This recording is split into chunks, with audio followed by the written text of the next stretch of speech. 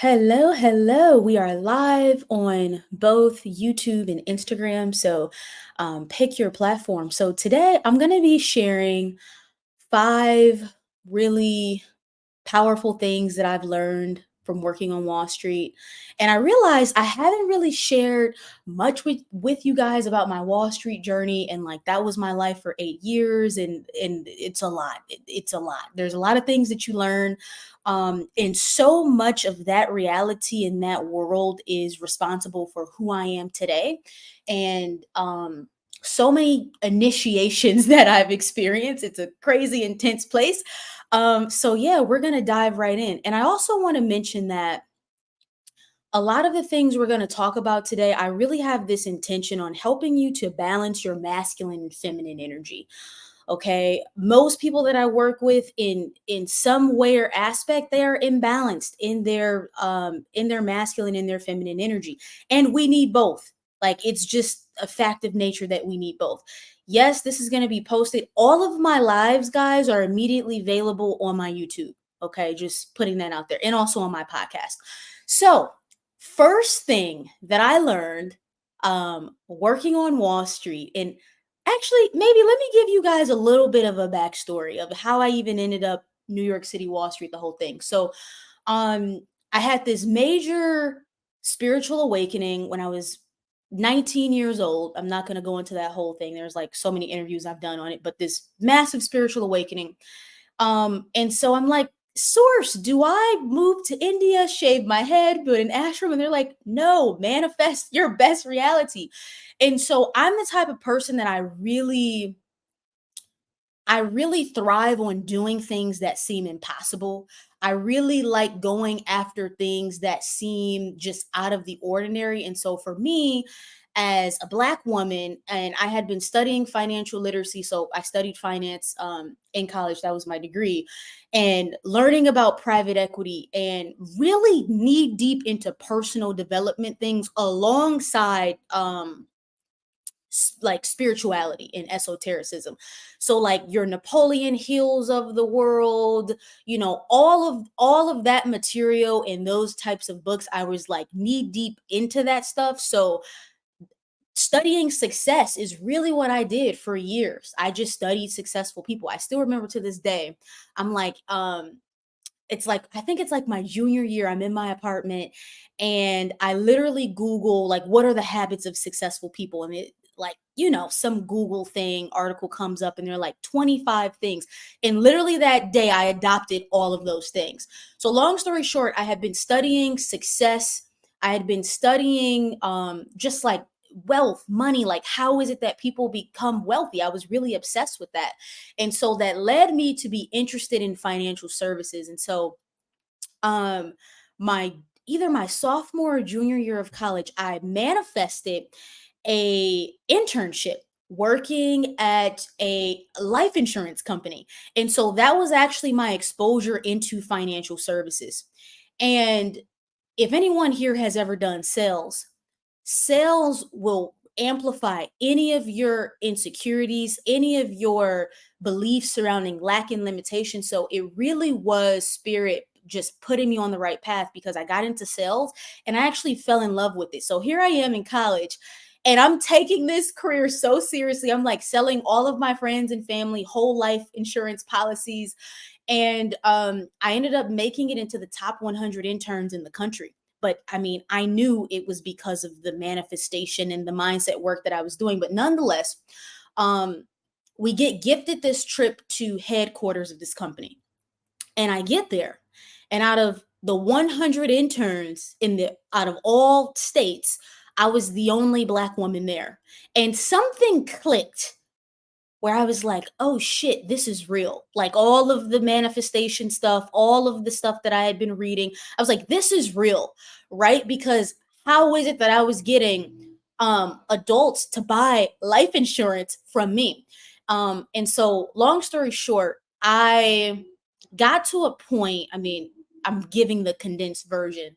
Um, I got to a point where I said, I don't want to just be, you know, a life insurance person. Like I'm good at this. If I'm going to really do this, I want to perform at the highest caliber of what's possible. So going back to what I was talking about with like I'm just the type of person that I like to go after things that are difficult. So I was like, I'm going to Wall Street. I was like, I'm going to work at the biggest and the largest firms like available that's possible.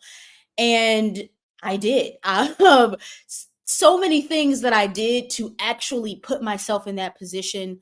And I'll give you an example of the type of things that I would do. Like, I mean, I definitely lied on my resumes and said that I already lived in New Jersey because I was like, they're not going to give me a shot at an interview if I say I live in Michigan. So at the time, I was still living in Michigan, but I have an obsessive personality where when there are things that I really, really want, it would just consume me. And I would say, if you want to be successful, I would have a journal for this whole conversation.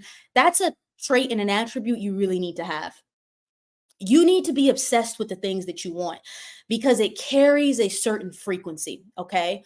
So I was just obsessed. Like once this was etched in my mind, and this is alongside having a spiritual awakening. And so Source goes, manifest your dream reality. And I go, my dream reality is to become a stockbroker. Right. And so everyone around me, including my family, my parents, I mean, they had never seen this. They had never seen someone who looked like us, like actually go and do this. I'm actually the first person in my family to even move outside of Detroit, move outside of Michigan. And so they literally thought I was insane. They thought I was absolutely crazy.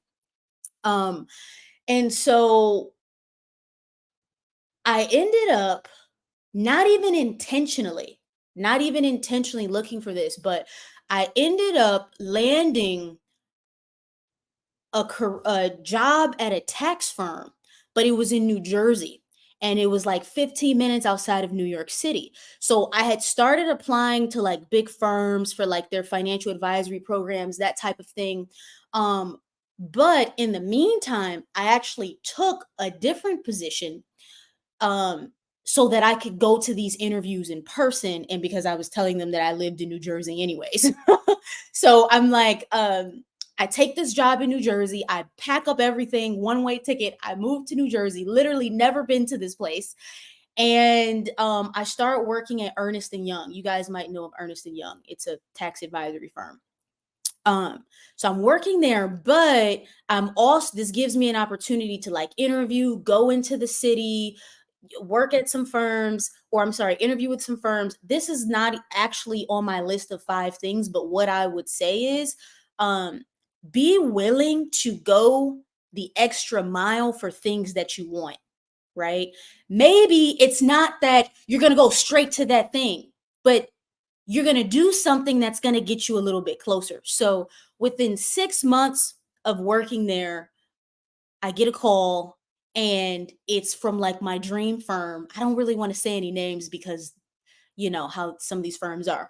Um, I get a call from my dream firm and they're like, you you got it, like you're in. And I'm like, oh my God, like it all happened in the way that I planned for it to happen, right?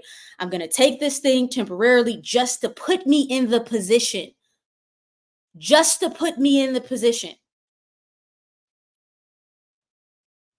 Some people need to do that right now. You need to put yourself in the position to receive what you're asking for. Okay. Um, and someone made a comment here on Instagram. Am I the only one that finds all these manifestation things very tiring? Like it's too much work. And I'm going to be real. This is going to be a very real and raw conversation today. If you're not willing to put the work in to be a little bit uncomfortable to eventually be comfortable and live the life that you want, then it's not for you. And that's okay. There are a lot of things that I've done to live the reality that I live now in a sense of hard work. And we're going to talk about that today because the spiritual community is really afraid of hard work. And there's a difference between online success and success with people who are running the world. There's a difference.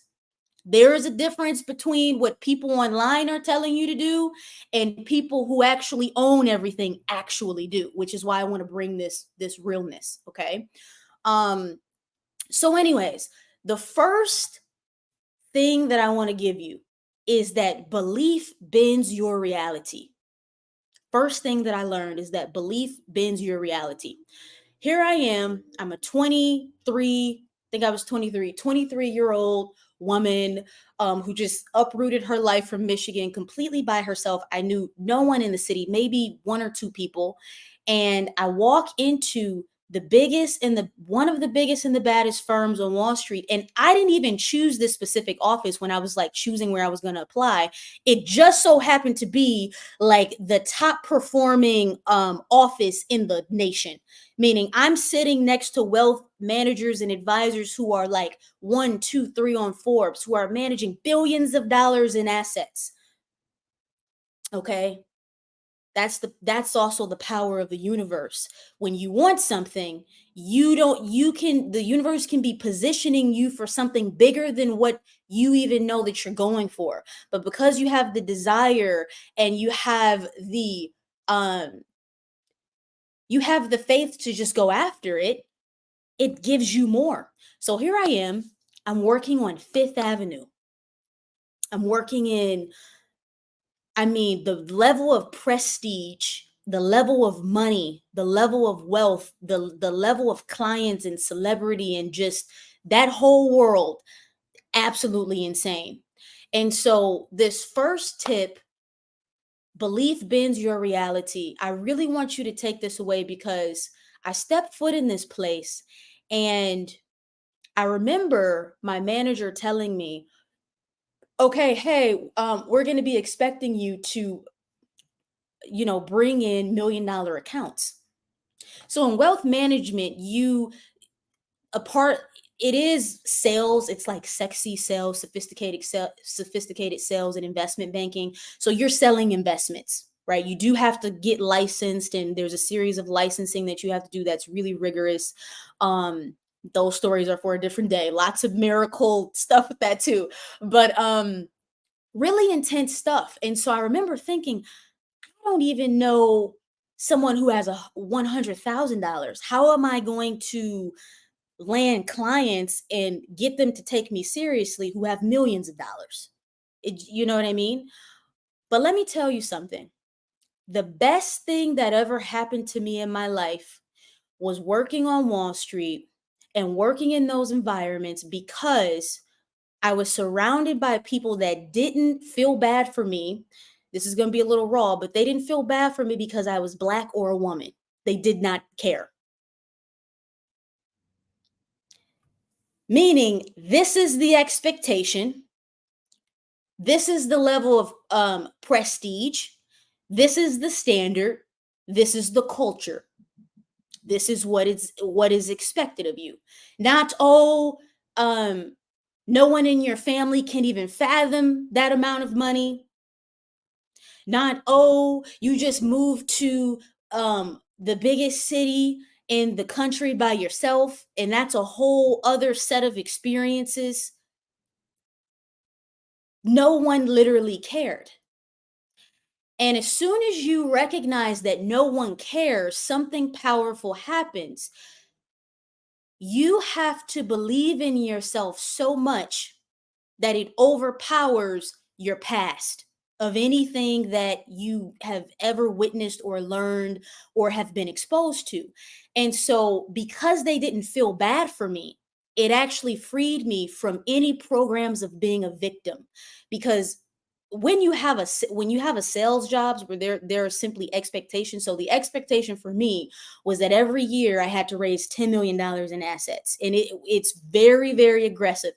On a monthly basis, you're evaluated. If you fall behind, let's say if you fall behind like where you should be 3 months in, then you're gone. You're gone. Now, I'm the only black woman in the office. I'm 23 years old, and um I'm working on Fifth Avenue in a very prestigious place.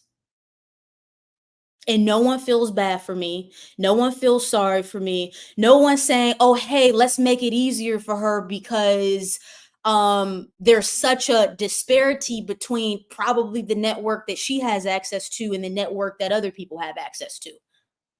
It doesn't matter if someone else got hired in and and this was the case, they're working on their dad's team who's already built $1 billion book of business and they have nothing to worry about. They're just gonna coast through the expectations. They have nothing to worry about. Okay. And for all of my financial services people, I see someone says they're a banker. I understand what you're up against.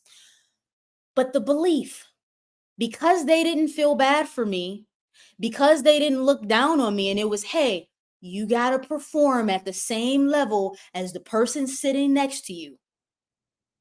You do what you have to do. And that's when I really began to make the experience mine.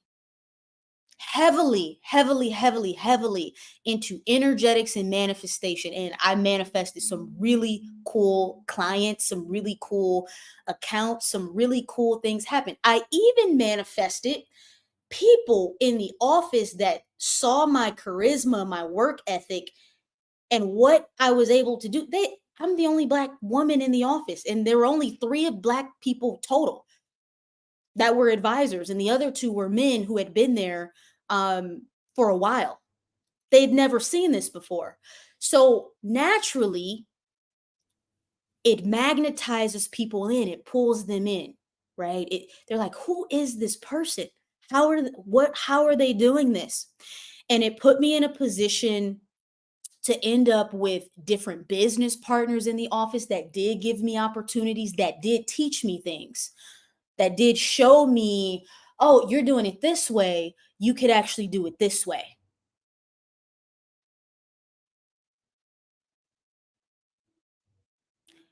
Go network with these people. Oh, go here, go to this place. That's where those types of people hang out.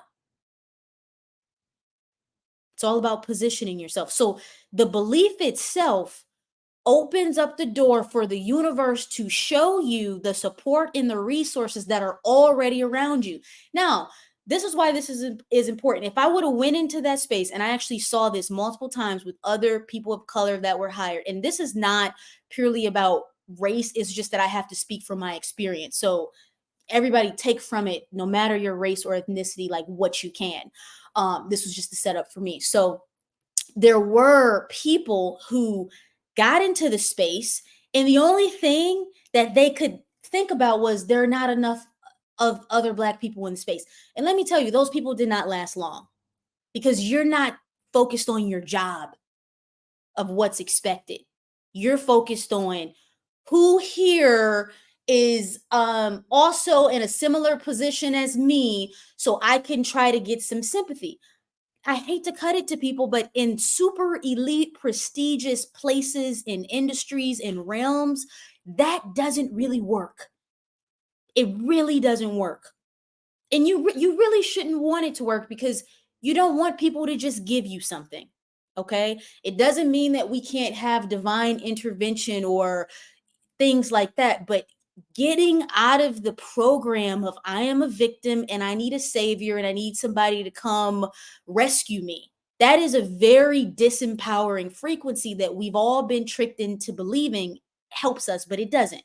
Because you know what it does? It gets you to stop relying on source, and it takes you out of your creatorship, and it puts you in a position where you have the only way you can be successful, right, is if someone gives you something. Now, very different than the example that I gave you of attracting and magnetizing opportunities and collaboration from a place of empowerment.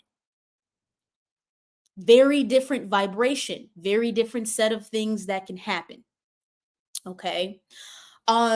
So that was something that I saw. People not being, no, regardless of race, actually. Many people not being able to survive in that environment because they wanted sympathy. Maybe they wanted to play the feminine card. Guess what? No one cares. No one cuts you any slack because you're a woman. The sooner you accept these things, it becomes easier, because when I accepted the game for what it was and I elevated my consciousness and I said, okay, I'm co-creating with source in this environment. This is not even about me and the firm, or me and how much money I need to raise, or me and anybody. This is between me and source. We're just actually playing a fun game, and that's why it works. We're just actually allowing the universe to present all of the unforeseen miracles and resources that would otherwise be unavailable if I would have walked in a victim frequency. Whatever business you're running right now and whatever job you're working right now, I want you to make a shift right now, which is that it is a game for your soul. You have to strip down the matrix indoctrination that this is something that you have to be on the defense. That's when you really become like a secret agent in a game. You got the cheat codes. Nobody knows that you have the cheat codes. They're looking at you like a unicorn, but the whole time you are just manifestation on steroids, having the time of your life. A lot of people think, oh, she probably left that space because it was toxic or dark or whatever. And the truth is that I had a great time. I had the time of my life playing that game. It was so exhilarating. It was so fun. It was the most exhilaration you can experience in this realm is when you have the cheat codes and you know that everything is actually revolved around you.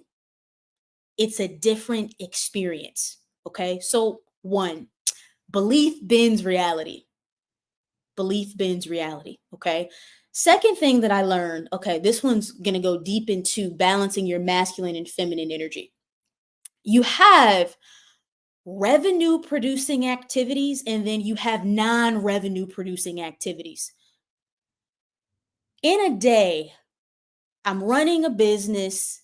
It's within a firm, but you still are your own business within that firm. And no one's over your shoulder telling you what to do. No one's telling you how to use your time. No one's telling you how to allocate your time. And it's so easy to do non-revenue producing activities, which are usually more comfortable, as opposed to a revenue producing activity would be, okay, I need to cold call X amount of people. I need to go to this networking event. I need to do these types of things, not work on my website, organize my spreadsheet. Any business that you're running, this specifically applies to business, the revenue producing activities are 90% responsible for what works and goes well in your business. So when people tell me like they want to be an online person, but they don't want to show up online, you can't have an online business if you don't want to be online. And there are ways to work around that in ads and different things, but 9 times out of 10, if you don't want to be online, if you don't want to be seen online, but you want an online business, you need to get into a different business, because people sit there and they're doing things like changing their bio 300 times or scrolling down, looking what other people are doing. This is just an example. I want you to ask yourself, what are the revenue producing activities in your business? Like, for an example, this is a revenue producing activity in my business. Every time I show up, I deliver a real, raw, authentic piece of myself. That energy ripples out into my business. Now, if you're not showing up and you're not being seen, it doesn't happen.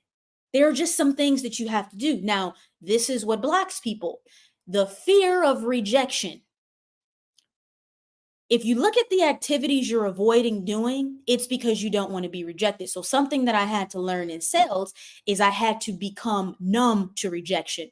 And what I mean is, it gets to a point where someone could literally hang up in your face and you're like, you suck, never call back. And you just laugh and you pick up and you call the next person. It has no impact on you because you don't take it personally. Some of you who want to create content, you take it personally, what people think about you. Whereas if the work that you want to do was really in your heart, you would still do it. What's in your heart would overpower um, the insecurities. Everyone has insecurities. Everyone has insecurities. But your desire has to be greater than the discomfort. When your desire is greater than the discomfort, it doesn't matter what the task or the job is, you are fueled by your soul. So I was always fueled by my soul because I understood deeper than just okay the game of manifesting. Yet that was phenomenal, but I understood that every single thing I was learning and experiencing, that one day I would teach it because source told me. So it was actually always bigger than just I want to make money. Some of you just want to make money. That only gets you so far, because when you're rejected or when someone says no, or when you're gonna just quit and stop, if you don't have something bigger. Someone here mentioned trauma. What about trauma? The desire should be greater even than your trauma. Everyone has trauma to a certain degree. Every single person has trauma. Um, and I want to, this trauma piece, because we're talking about like really the masculine, gritty part of just building things, it goes back to what I just told you guys, that no one cares. It doesn't mean that when I'm at home, I'm not working on my trauma, or I'm not healing my heart, or I wasn't doing soul nourishing things. But it's that there's a balance that you need to have. You need, in this world that we live in, no one's gonna hold your hand and say, okay, you are dealing with trauma. Let us change the expectations for you. People don't care.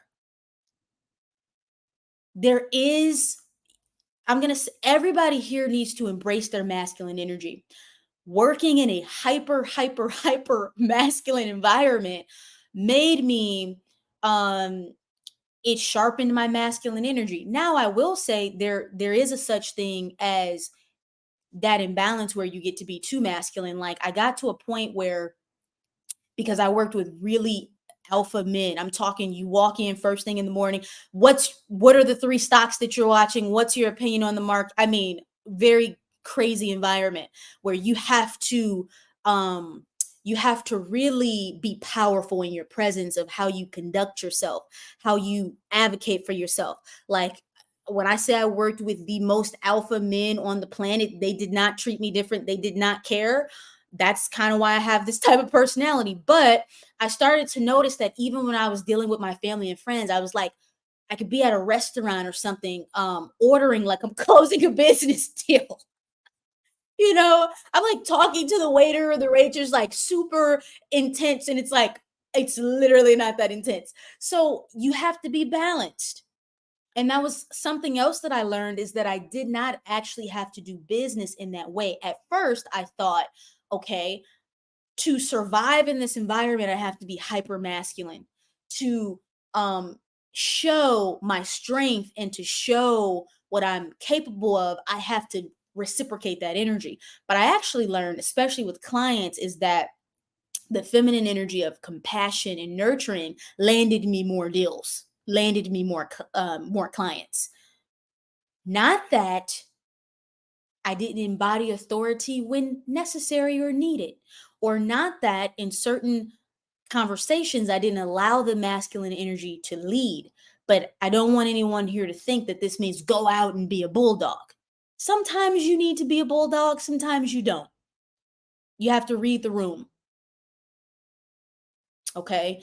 So again, revenue producing activities versus non-revenue producing activities. That is like a basics thing that you learn in sales.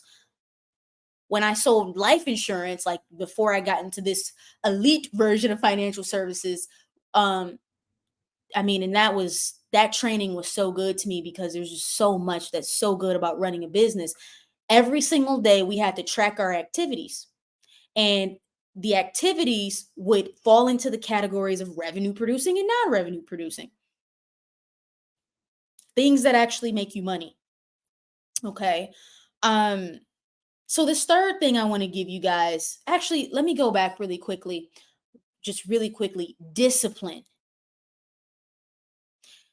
The amount of discipline that I saw all of these people display, no matter how successful, no matter how wealthy. I mean, I'm talking about portfolio managers they have $1 billion of assets in their book. They're making multiple millions per year, homes in the Hamptons, living what they don't have to come into the office if they don't want to. They literally don't have to. They have a whole team that could do it. All of the most successful people that I saw every single day worked at their business, no matter how successful. Now, a part of that I do think is old masculine programming, and you don't have to do that. But what I will say is some people are trying to avoid discipline and hard work. I'll say it. It's not a bad word to me. And I'm a deeply spiritual person, as you know. Um, you just can't avoid it. Even in this business, I have worked hard, hours upon hours upon hours of building things and researching things and tweaking things and refining my craft in so many different ways. People want to avoid the work. And I want to explain something. I don't care what industry you because this is what people do. They're like, "Oh, I'm going to do this online or I'm going to do this other thing because um I will minimize how much effort I'll have to do and then I could just be really successful without doing anything." Any industry, any job, any corporate position worth having, business worth having requires work. Me and my boyfriend were talking about this the other day because he played football in college, and we were talking about how a lot of people would look at, people with scholarships and they're like, they have it so easy and blah blah blah. And do you understand the life of a student athlete? Not It doesn't matter what you choose in this reality, in this matrix, it comes with certain sacrifices. People might look at athletes now. You look at different professional football players, basketball players, and people could say, "Oh my, they get paid all that money just to play a game." Do you know how much they've sacrificed to be in that position? Do you know how much they've given to be in that position? Do you know they don't how much time they don't get to spend with their family to be in that position? Some of you really need to check your discipline and watch where you're trying to avoid pain. You're trying to avoid pain and you're trying to just get something. It doesn't exist in this plane. I'm telling you that right now. Okay. So you need your masculine energy. Make friends with it now. Okay. Um, so this next one, you have to believe that you deserve to be in the room. You know that feeling when you are in um a very like high class, upper class environment and you feel uncomfortable, like like you're monitoring every movement or everything that you say, like you feel like maybe people are judging me because I should not be here or I don't have the proper etiquette. And that's what it felt like to me initially. And just being quantum leaped into this world of wealth and prestige and elitism, that's really what it is. and feeling so uncomfortable until I didn't, until I decided not to feel that way.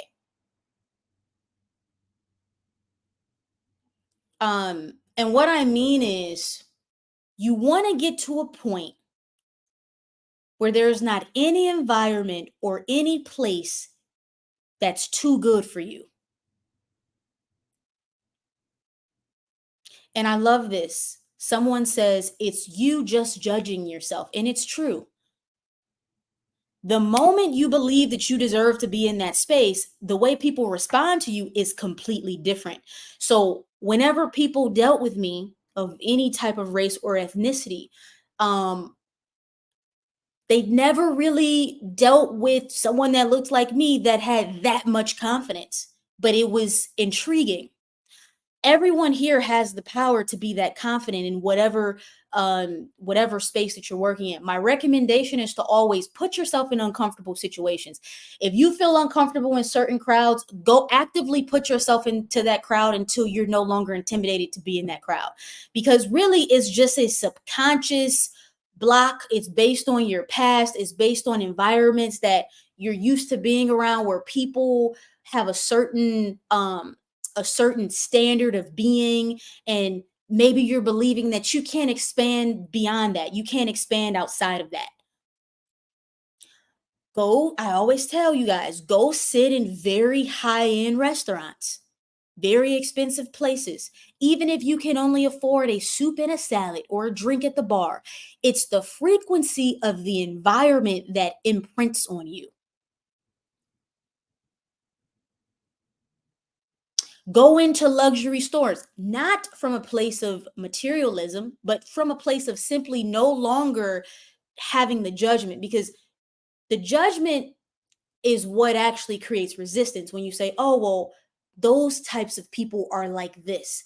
Most people who have those opinions have never even spent time around those types of people, right? Those types of people became my best friends and my allies, saved my life, taught me invaluable things.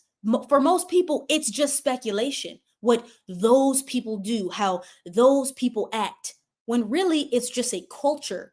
It's a culture that um, you can adopt for yourself.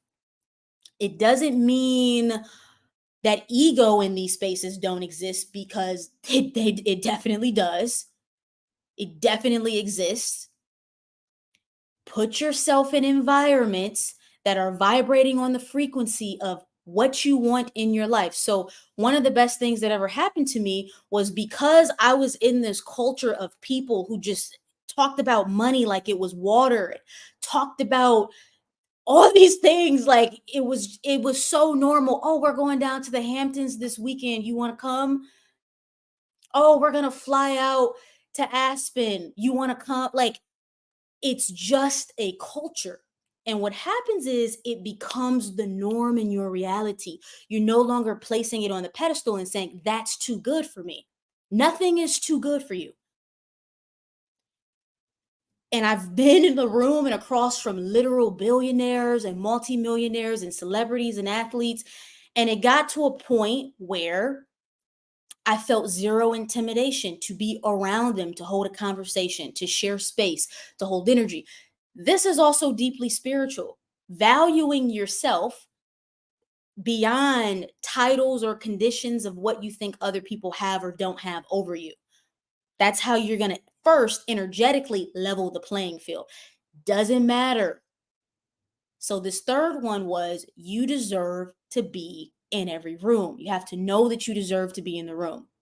You should be going places that are so nice that you say it should be this nice. Like, I'll be honest, it's really hard to impress me at this point. I've been to some really nice situations. I just expect that.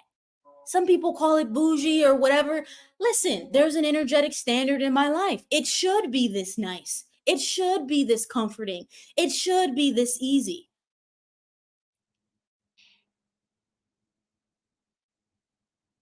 you get you get to set that tone for your reality, that you experience beautiful and good things and good food and amazing music and beautiful clothing and you're around amazing charismatic people with the best ideas in the world and um guest homes and so many things, because when you expand that what happens is this network, right? It's all about this network. When you're exposed to this certain network, there's certain doors and opportunities these people. But if you're in a resistance of, well, those people act like this, you cannot hold that in your reality. You just can't. You have to break that down. So, um, if you need to look through magazines of high-end luxury things, if you need to, I also recommend whenever you can, stay at a really nice five-star hotel. Watch the service of how these people treat you.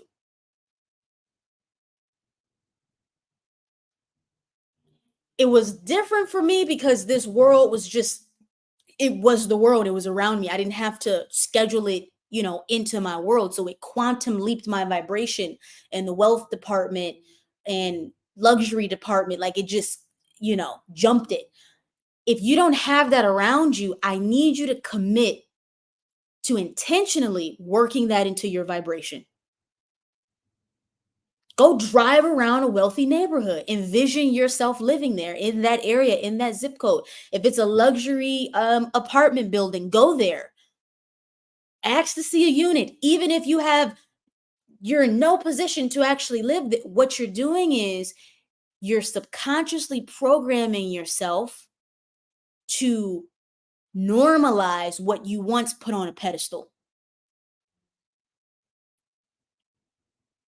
Okay. Very important stuff. Fourth thing I want to share with you that I learned: people buy from you or people befriend you based on your confidence. I had some, bizarre clientele that if you looked at the matrix facts, they should have never said yes to me. I was 23, 24, 25, like that age range, still basically kind of new in the business. And I'm talking about people who um were startup founders and CEOs of companies that traded on the stock exchange and gave me millions of dollars to manage. Why? It makes no sense. People looking at it's like, how? It makes no sense. It's based on you saying yes to yourself first.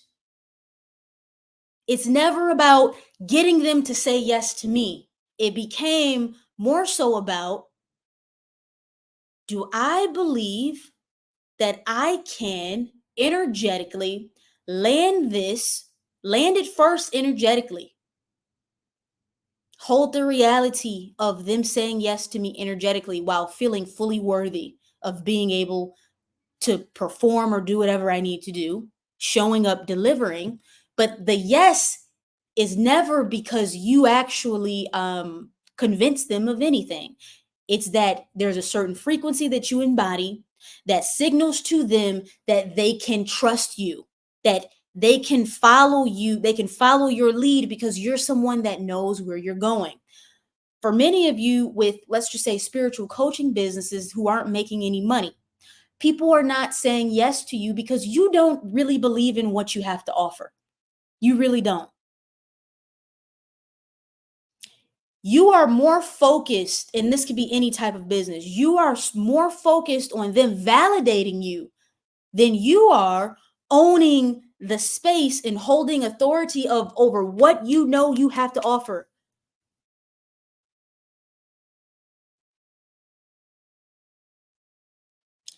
If you don't believe that you really have something of value, don't try to sell anybody anything. Truly. Because if you really believe in the product or the service, whatever you're standing behind, you should have full confidence and authority to highlight or display like whatever this is. Same thing for those of you working in corporate environments and situations. Every time I do corporate coaching with someone who's trying to elevate, there's always a block on them believing that they actually are worthy of the position that they're asking for, the raise that they're asking for. The example I always use is, when someone, let's just say someone gets a raise or a promotion that you wanted, and you think they're not even that smart. They don't even like, I know more than them, or maybe you even do a better job than them. They were hired because they believe that they should have been hired. That's just the truth.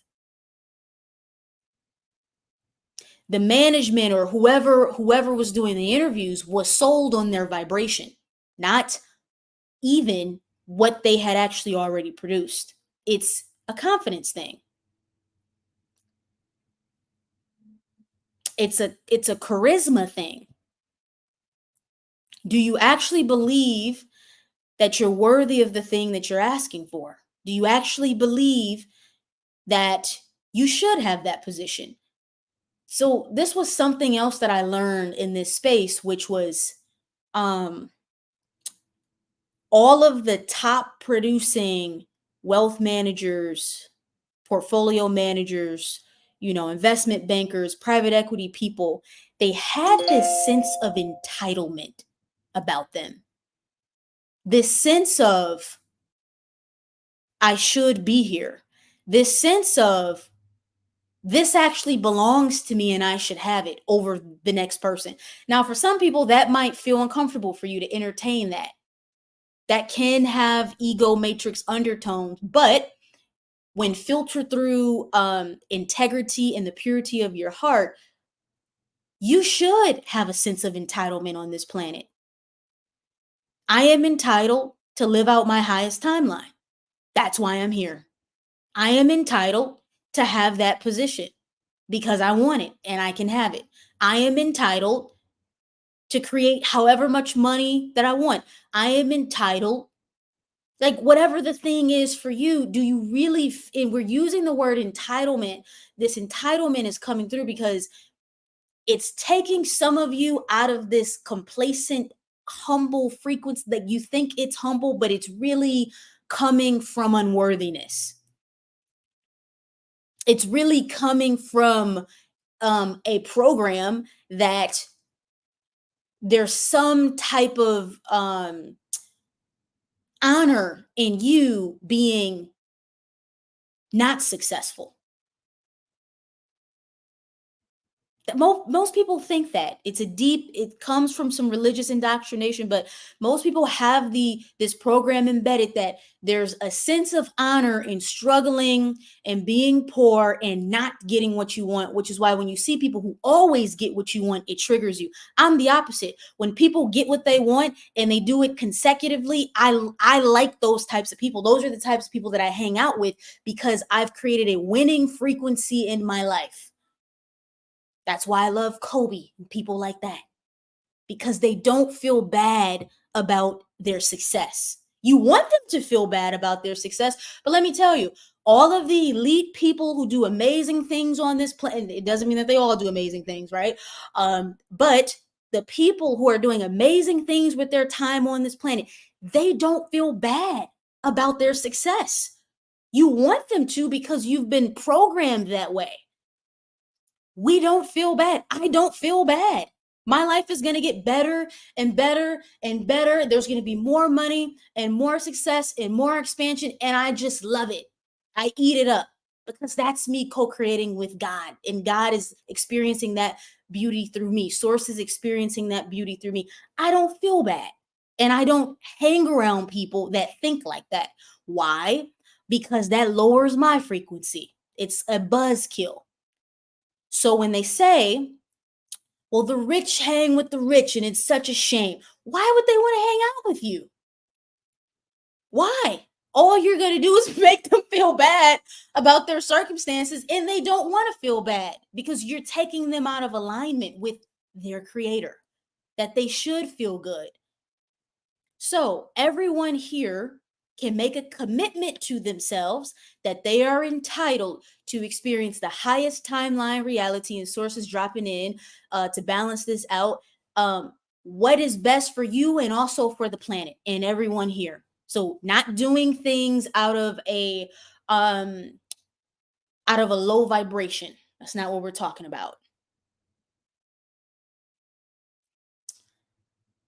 Some people here, the truth kind of hurts, but we have to say it.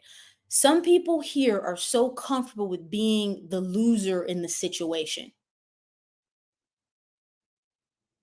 This is a little bit of that masculine energy I was talking about.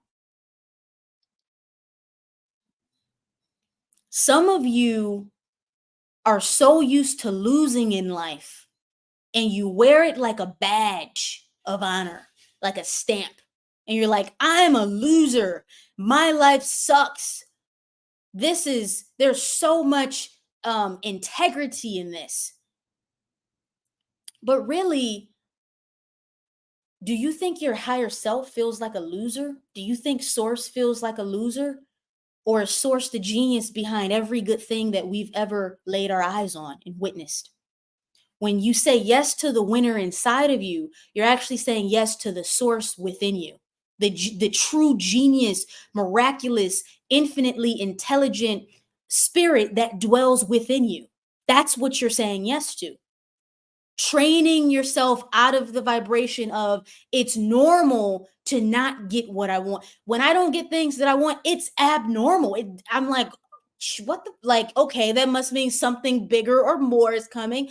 I want you to create a culture of getting what you want.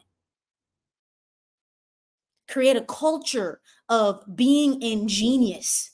Create a culture of winning in your life every single time. Every single time.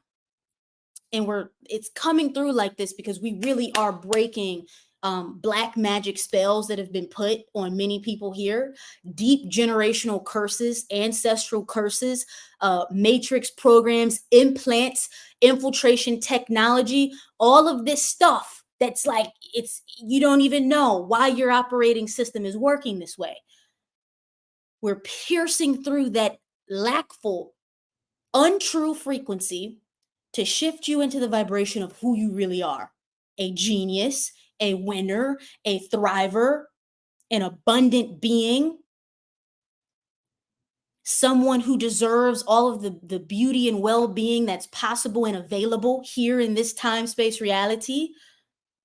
That's who you really are. That's who you've always been. Okay. So, this last thing I want to give you, and it's about money.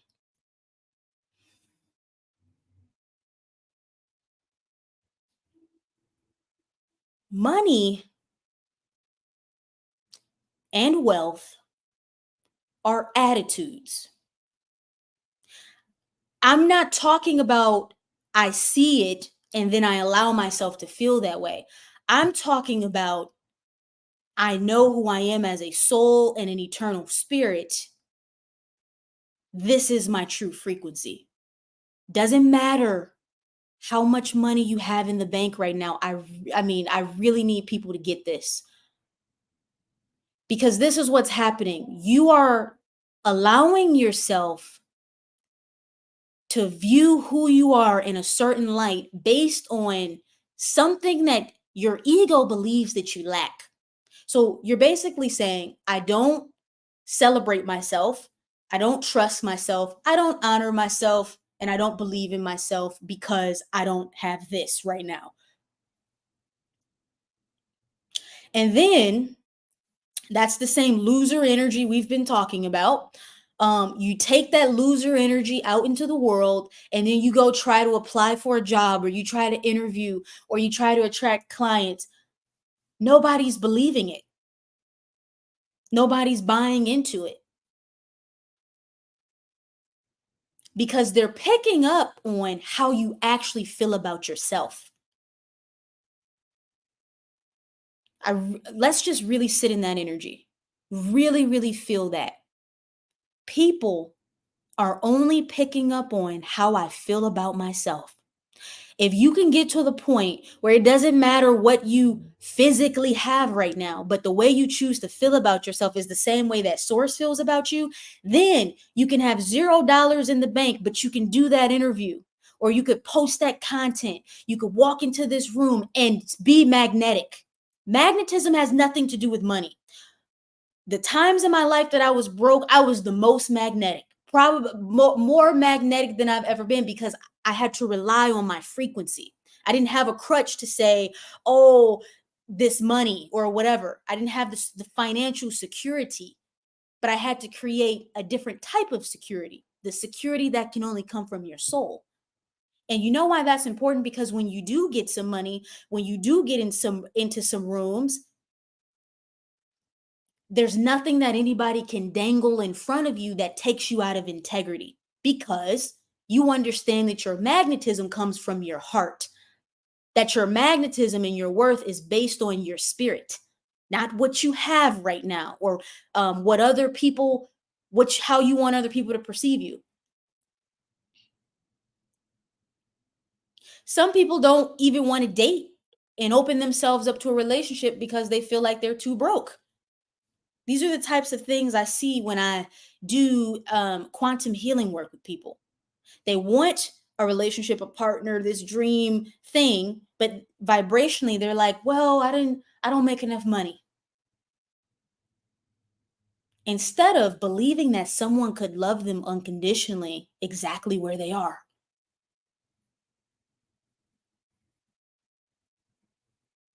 I don't make enough money. I don't have the title that I really want yet. My business is not in a place where I want it to be. And it doesn't mean that it can't be a beneficial thing to work on yourself and to sort some things out within yourself before you get into relationships. But I'm using this as an example to show you where you're not being unconditional with yourself. Because the true frequency of wealth is when it's on autopilot. If I only allow myself to feel wealthy when I see money, I will only have money sometimes. If I master the vibration of feeling and like money and wealth and exuding that from my spirit, from my heart, from my soul, I will always be in a position to manifest more money. This is why it's important to hack this. This is the biggest matrix program, is that you don't hold worth or value right now because you don't have some money or some material thing that you think you need to be magnetic. So when I go out into the world, doesn't matter how much money is in my account or not I'm always in a position to manifest what I need. That is true magnetism. Then you don't have to worry about being in positions where you have to experience lack. Well, you're only experiencing lack because you thought that you were missing something. If I never believe that I'm missing anything, I'm never in a state of lack. And because I'm never in a state of being of lack, I only keep attracting abundance. You have to break the cycle. Someone's asking, is there a practical exercise? If you could go out into the world and you could focus on everything beautiful and everything abundant, that will become your dominant frequency. Anything you can possibly use as an excuse to put yourself in that frequency of the world is beautiful. The best book that I can recommend on money is one of the best books, The Science of Getting Rich by Wallace Wattles. This book really changed my life when I was 19 years old, because it talks about how most people look at life in a doomsday type of way, right? The industries, all the industries are so bad, and this is so horrible with the planet and this negative thing. And then he goes to break down, and this is a book that was written probably in like, I don't know, 1920 or something like that. But he goes to break down how all of this industrialism and all of this expansion and all everything that was expanding in the country at that time had put the world in a better place than it had ever been before. Here's the truth. No matter how many bad things we can identify on this planet, the present moment will always be the best time that has ever existed on the planet, ever. There's never been a better time than right now. There's never been a time where so many things, so many advancements and innovations, and this is how Source perceives human evolution, is that it only gets better and better and better. Source is not sitting there and going, oh, look at humanity, they're so behind, it's so toxic down there. No, it's a state of evolution. There's some contrast, there's some expansion. So I recommend that book because it really is going to go into your psychology of how you actually approach the world. Most people's attitude towards the world is that it's bad. This is a bad place. Horrible things are happening. It doesn't mean that those things aren't taking place. It doesn't mean that those things aren't happening. They are. But when you shift your focus, you stop fueling those timelines and simultaneously activate a parallel version of this planet that you experience. I always say this, we're not all experiencing the same reality. So if you go out into the world and you start noticing how many amazing things are taking place and happening, that will become your dominant point of attraction, meaning it will be how you genuinely perceive reality. My perception of reality is that it's great, it's beautiful, and it just keeps getting better and better. And I can say that now and truly mean it. Whereas before, I had to say it and grow into that belief. It's okay to start somewhere. Right now, you might not believe it. Right now, you might be thinking, well, Erin and Source, there are some really shitty things that happen on this planet. How am I not going to acknowledge them or think about them? I know some of you are engineered that way, but guess what? You will never save anybody from a reality that they signed up for. And furthermore, you will never save anybody if you don't first save yourself, vibrationally speaking. If you don't put yourself on a timeline where you are experiencing the best of what's available, how would you ever have anything else to offer to anyone else? The only thing you would actually do is lower your frequency, and now you're on the same timeline with them, in the same position, in the same vibration, in the same energy, in the same, trapped in the same reality. So, how do us light workers and earth angels and star seeds begin shifting the collective timelines one by one? We have to be living our best timeline. We have to become the bridge into that collective new earth frequency. The only way you're going to do that is if you get off the doomsday train.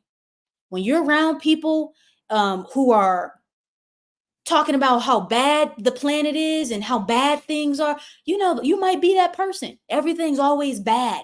Nothing's ever working out. That is a momentum and a rhythm that that person has created in their life. So that's all they see. I experienced this one day, like in such a way that it made so much sense to me. A few years ago, I don't know, I was just like online on my phone, and you know how those little, like, those articles pop up, like those tabloid type articles, and it was like something bad, but it was like intriguing. It was like, oh, let me read this. And it was like a horrible story of something that had happened locally. And after I read that story, do you know another one popped up of something else bad that had happened in the area, and then another one, and then and before you know it, you're in this rabbit hole of never ending um horror and terror. And then reality does cave in on you, and you really will feel like this is a bad place. And then you're going out into the world and you're looking over your shoulder and you never feel safe, and you always feel like people are out to get you, and you feel like people are trying to take things from you, and they might do this to me. You know, there are beings in positions and in places who pump these things in front of you so you can energetically fuel those timelines where you will manifest and attract those experiences. This is the truth. They want to put as much pain and grief and terror in front of you so that it becomes a part of your frequency. So it's on autopilot. You go out into the world and you manifest bad things. It's a loop. It's a matrix loop. I'm literally seeing this as like a holographic prison. You are in a prison that you don't realize that you're in, and it's a prison because you're literally blocking yourself off from all of the other timelines that you could be experiencing.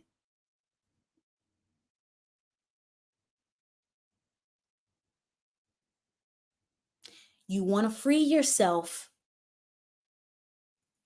take the cuffs, take the shackles off, right? We're giving you the key, and free yourself from the holographic prison. You don't have to play those games if you don't want to.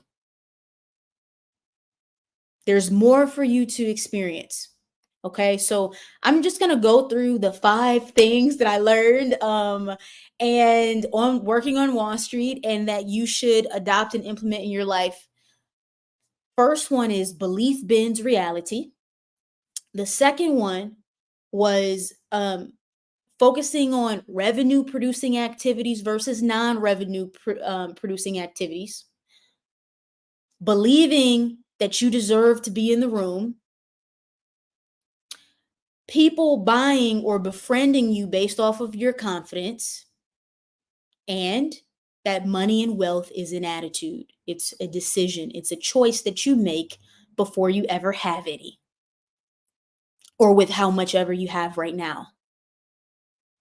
Okay?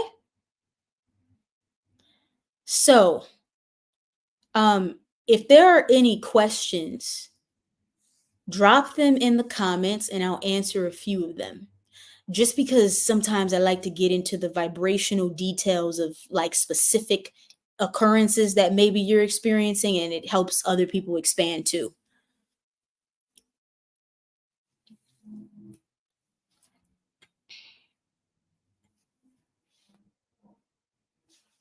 Let's see.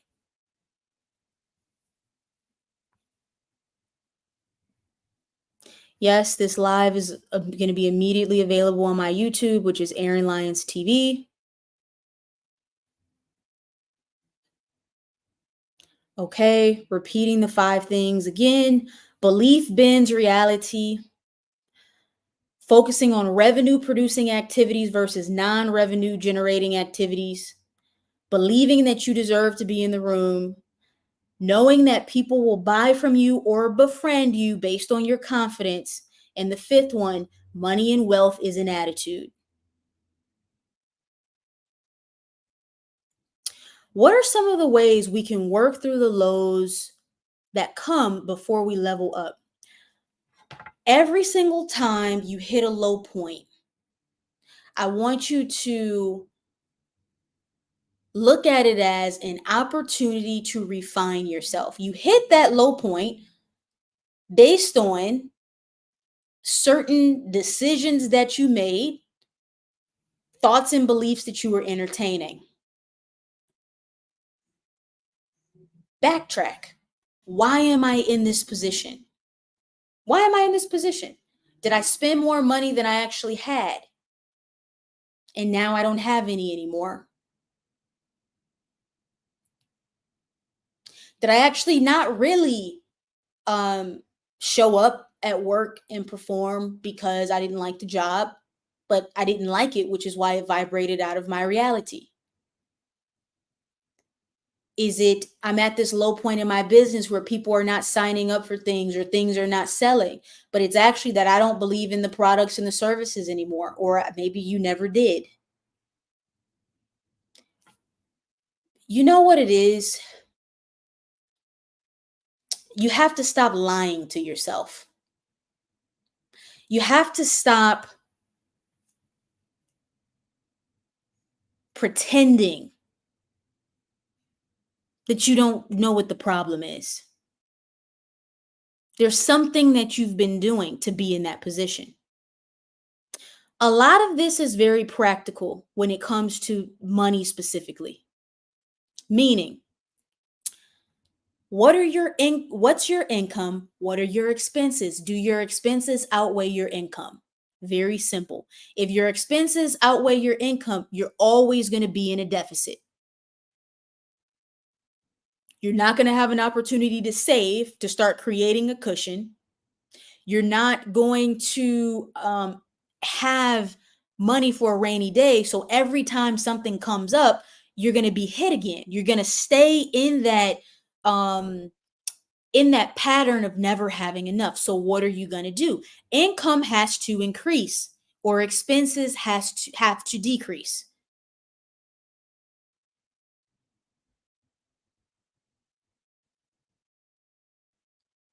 Basic. So now if it's okay, well, most of these expenses I can't really get rid of.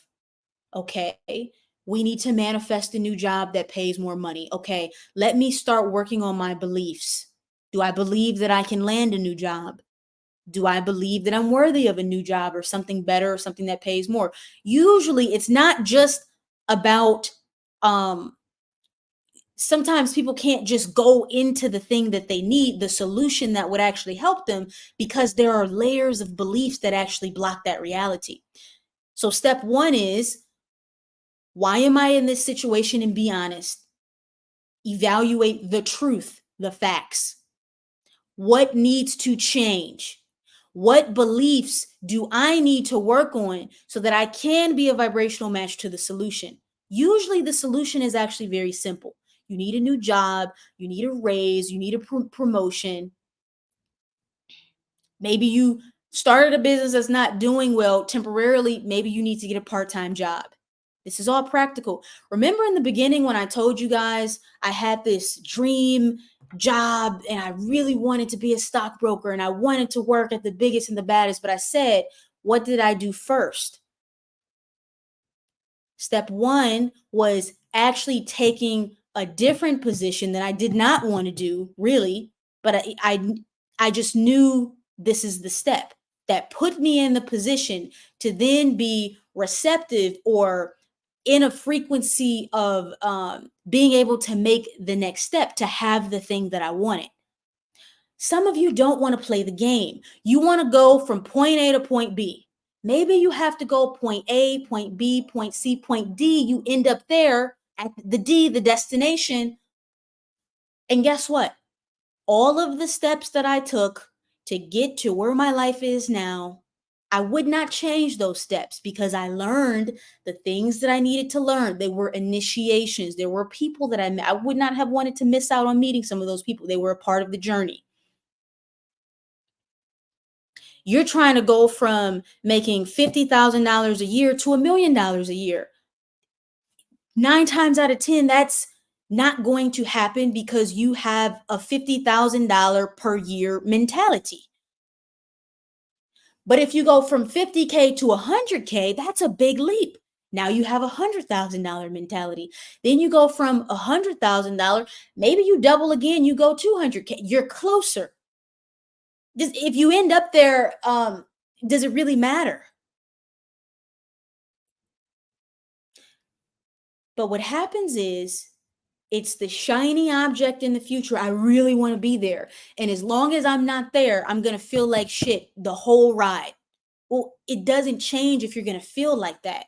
So when we say embrace the game, it's that, okay, if my soul is playing a game anyways, that means at any single point, I can manifest magic and miracles. Now you're truly living a miraculous life where every corner you turn, there are synchronicities, there are people, there are opportunities. I mean, just magic bursting at the seams that you even forget that you're technically not where you said you wanted to be, but that's okay because the whole time you were having fun. The whole time source was showing you this is possible. This is available. Oh, what about this? You can experience this on the way to.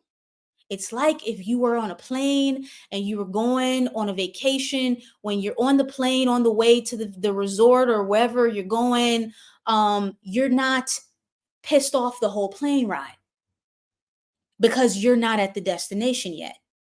You understand, okay, There's going to be a little bit of a time lag before I get there.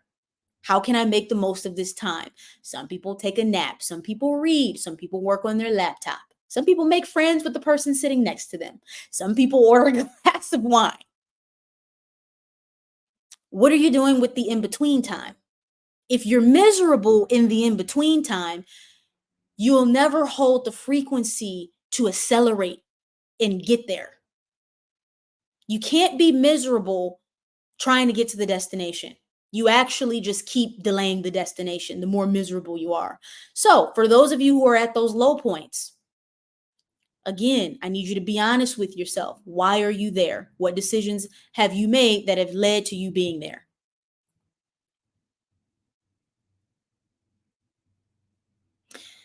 I want to give one more thing on the practicality around money.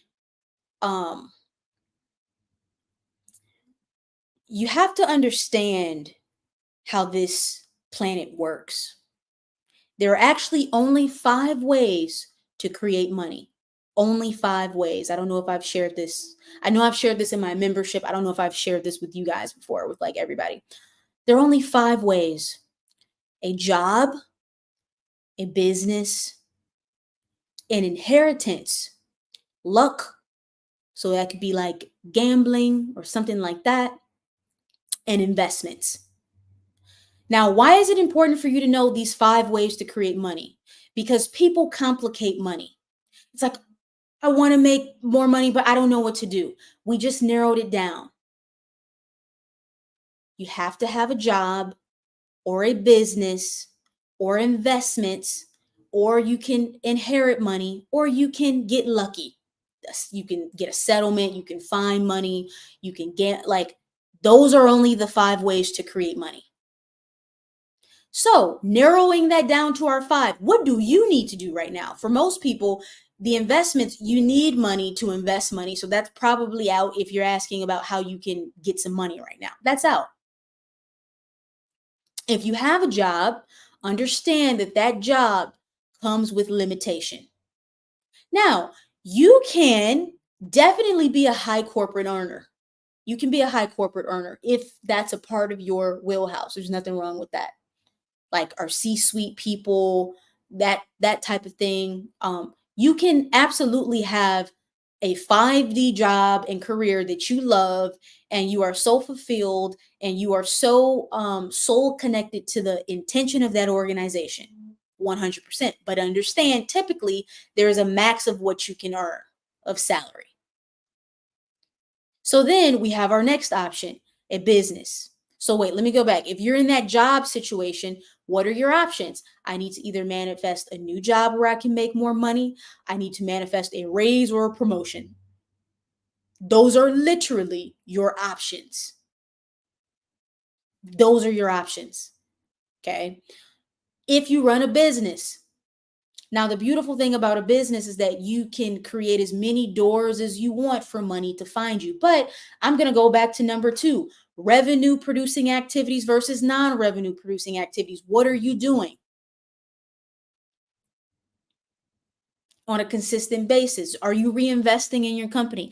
With business, it's really vibrational, and it's really based on the specifics of a person as to why a business may or not be thriving.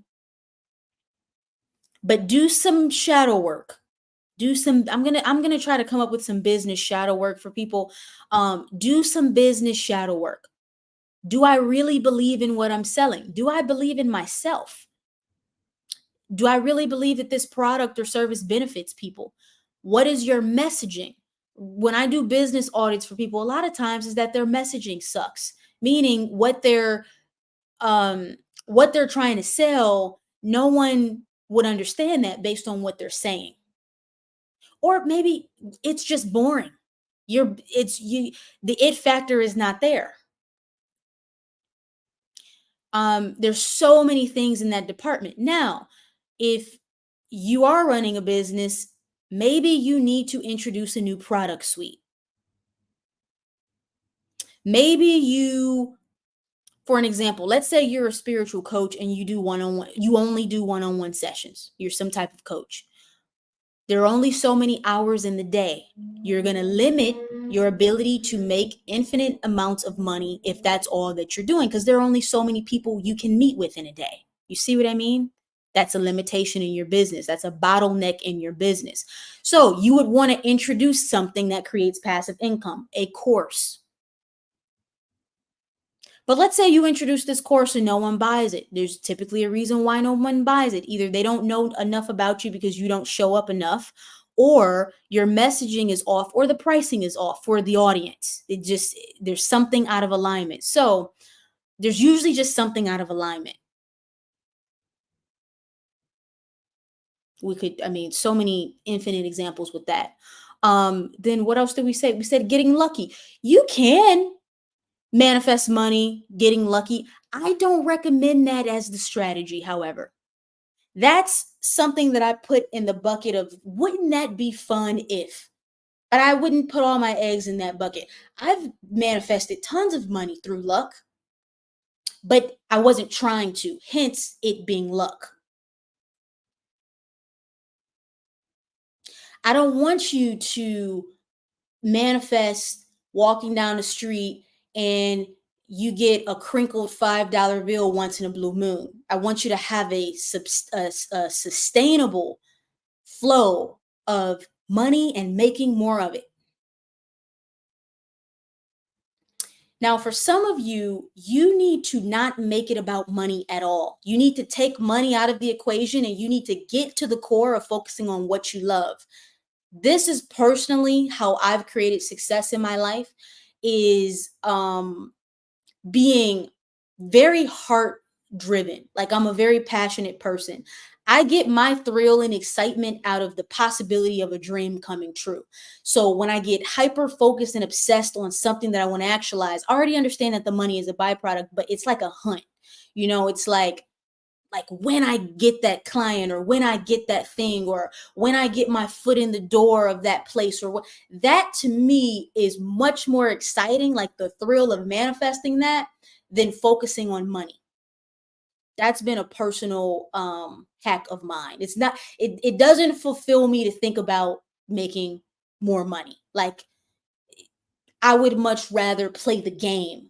I'm here for the game of it. What can we make happen? Just to say that we made it happen, just because we can. That's the game that I like to play. How big can this actually get? How far can this actually go? How many people can we get involved? How expansive can this be?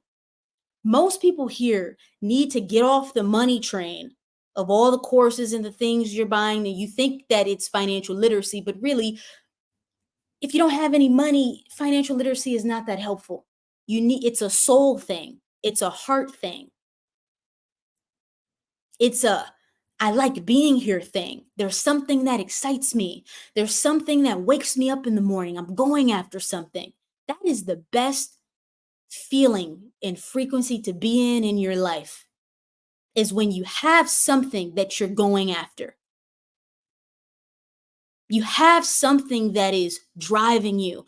You have something that you're obsessed with. If you are not obsessed with your desire, I highly recommend that you look into a new one, because the desire is the soul that is just like craving that experience. It's just like to me, it is the best feeling ever. It is literally the feeling of being alive.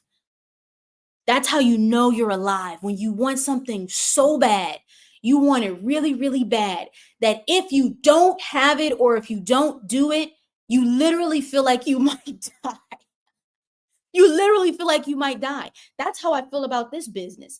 When I got to a point where, I played this game, made money, did all the things, whatever, cracked the matrix, cheat codes, boom.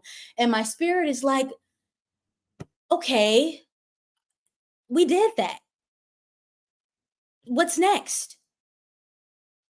And I literally felt like I literally felt like I was going to die if I didn't live in my true soul purpose, which was getting information and wisdom out there. That was my new obsession. This is my obsession, which is why I spend so much time. I'm not one of these coaches or people out there. Like, I am a teacher before anything else. You have a lot of people out here who are like, I believe that anytime I open my mouth, I should get paid. Source pays me in an abundance of ways. We have an agreement, as long as I'm doing what I love and I'm doing it from my heart, I don't have to worry about getting paid. I don't have to worry. I don't think about not ever having money. I'm good. I'm on Source's payroll permanently. So if you're the type of person where you're like, I'm only going to give this so I can make this, or I'm not giving, like, let me tell you something. That is really whack. If you look at every single person on this planet who makes an astronomical amount of money, let me tell you something. And obviously we have some low vibrational instances. Let's ignore those. People that are respectable, people with integrity. Do you know how much they give? And then people say, well, why do they make that much money, or why do they have that lifestyle? Do you understand how much they've given? So in 10 years from now, whatever life I'm going to be living, the proof is in the pudding, that you can see for 10 years, I've been giving people my full heart and soul for free. So yeah, there are some things that cost, but I never tried to be skimpy on the soul offering. What is your soul offering?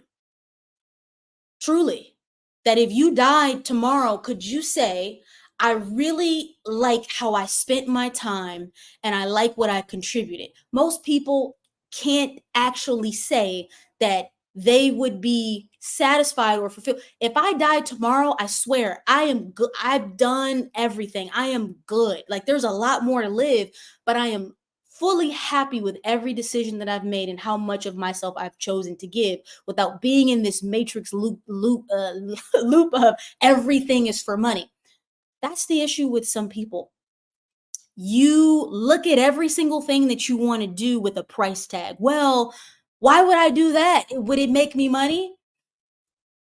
Maybe you do it because it unlocks something within you that eventually leads to you making the money. But you don't even want to do the thing that your soul is calling you to do because you associate it with the price tag. It's okay to do some things just to do them, or to do some things for free. I promise you, if you could take away this last gem, the universe always pays me. Always. Sometimes it's not in money. Sometimes it's in experience that is priceless. Or sometimes it's in a special person that you meet that changes your life forever. Or some crazy synchronistic thing that happens that you can't even wrap your mind around, that feels like you're living in a literal dream. I mean, I have so many synchronicities and just magic and miracles in my life. I could write a whole book just on miracles of things that have happened. Because you stop living by the matrix programs that everything is about money and this and that, and I don't have a big enough house yet, and the magic is in the details. You could leave your house today and something extraordinary can happen to you. You can go to your local coffee shop and something extraordinary can happen to you. Are you open to that? Or are you just only open to, well, I just need some more money? That's boring. I'm telling you right now, it's boring. The money, if it's just about the money, that gets boring. The real magic is in the experiences, in the moments that are priceless, that only the intelligence of the creator can organize, where it happens in that moment and that's God. This moment is God, literally, in divine orchestration. I'm telling you, it gives you a feeling that money will never give you. It won't give you. There's nothing that touches the intelligence, the supreme intelligence of source working in your life, that is true wealth. That is what you should be striving for, to feel that way every single day, no matter what's in the bank, no matter even who's around, who's in your life. Okay, so that's what we have for you guys today. Much love, and I hope you enjoyed this. Thanks, guys. Bye bye.